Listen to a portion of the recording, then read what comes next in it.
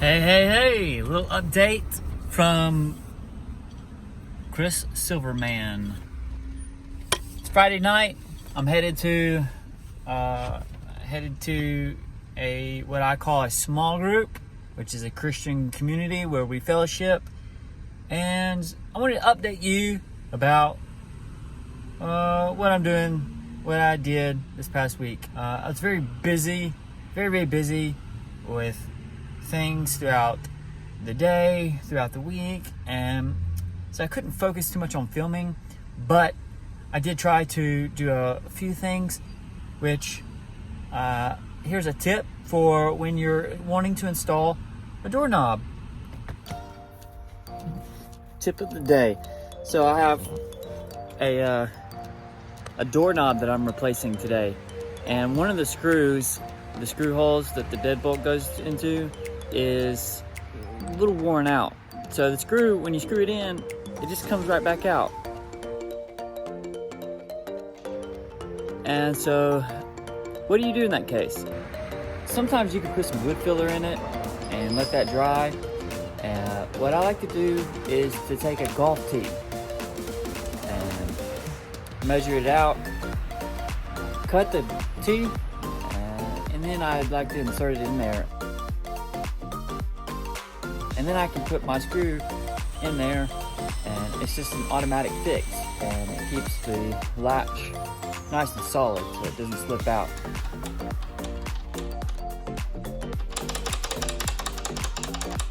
That's the tip of the day. And then also today, I had this punch list that I was working on in a home that is being listed for sale. Now this home it's pretty worn down actually, but I'm supposed to be going through this punch list, fixing up little odds and ends, and I just started on that Thursday. I did some of it on Friday. Some of that included doing a mailbox like this.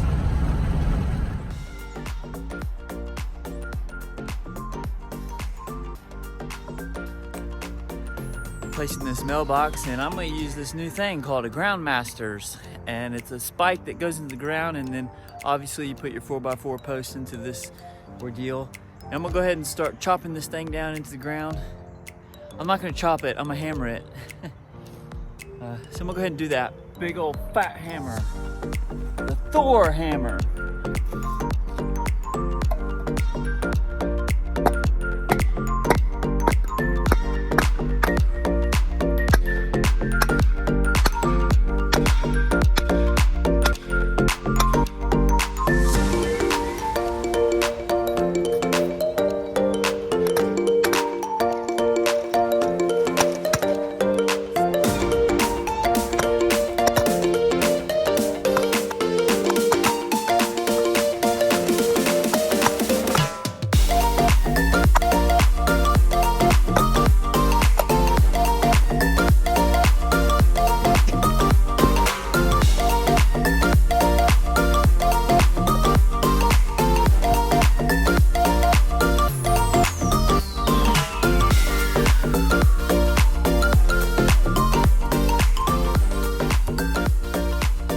It.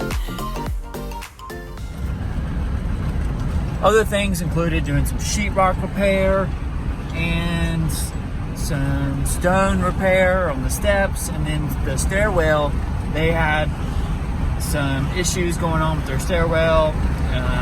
Anyway, I did not finish. Tonight is Friday, tomorrow is Saturday, and I've got this faucet that I'm changing out, and the head, because the head of it doesn't operate, it's like clogged up with stuff, and this actually works just fine. It's just the head. So, and you can't just go and buy one for replacement at the store. You have to purchase a brand new set. So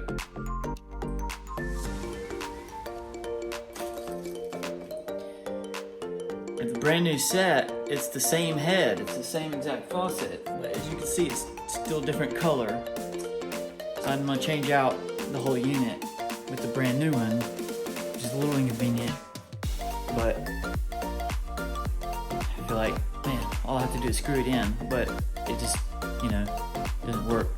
So the tip for you is to always make a tip for you is to always make sure that your water's cut off underneath the sink. But if you're gonna be working underneath the sink, you need to know at all times where your cutoff valves are. Not just under the sink, but in the main house. So the way they usually do it here in Raleigh is they put them in the first closet. There it is right there in the back. Next to the door, the foyer closet. But you also want to check out here. It's got a cutoff valve right here too. But that's pretty much it for this week's video vlog. Yeah, that's it.